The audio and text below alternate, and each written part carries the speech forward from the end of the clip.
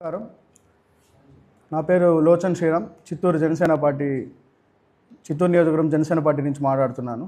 గత వారం రోజులుగా మనం చూస్తున్నట్టయితే ప్రొఫెసర్ అనే ముసుగులో, అనలిస్ట్ అనే ముసుగులో, పెళ్ళిళ్ళ బ్రోకర్ అనే ముసుగులో నాగేశ్వర్ అనే వ్యక్తి పవన్ కళ్యాణ్ గారి మీద అనుచిత వ్యాఖ్యలు చేయడం జరిగింది.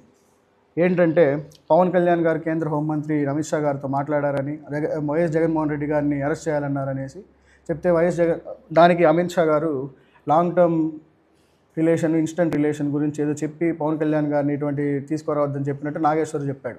దానికి జనసేన పార్టీ ఖండిస్తూ ఏదైనా ఆధారాలుంటే నిరూపించాలని 24 గంటలు గడువు ఇచ్చింది. దాని తర్వాత మా మంత్రివర్యులు నాదెండ్ల మనోహర్ గారు అతనికి ఎంతో హుందాగా గౌరవం ఇచ్చి ఈ మాటలు వెనక్కి తీసుకోవాలంటే ఆయన వెనక్కి తీసుకోవడం జరిగింది. అంతటితో ఈ ఇష్యూ సాల్వ్ అయిపోయింది. తర్వాత నిన్న ఒక 420 బ్యాచ్ వచ్చి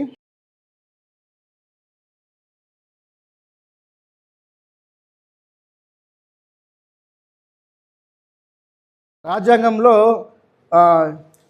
రెండు పేజీలు చదివేసి 19(1)A కింద ఫ్రీడమ్ ఆఫ్ స్పీచ్ ఉంది, నాకు నేను ఏదైనా మాట్లాడేస్తా, మాకుంది, నేను అంతటోడిని ఇంతటోడిని 19(1)A 2-3 నెంబర్లు చెప్పేసి అదే ఆర్టికల్ 19(2)లో ఏముంది రాజ్యాంగంలో? ప్రతి దానికి ఒక పరిమితి ఉంది. లిమిట్ దాటి మాట్లాడితే పళ్ళు రాలగొట్టమని కూడా రాజ్యాంగం చెప్పింది.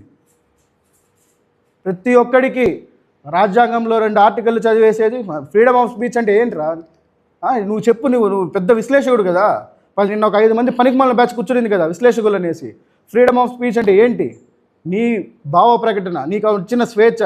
అట్లని చెప్పేసి నువ్వు పక్కన వాళ్ళ జీవితాల గురించి, ప్రైవేట్ జీవితాల గురించి మాట్లాడాల్సిన అవసరం లేదు.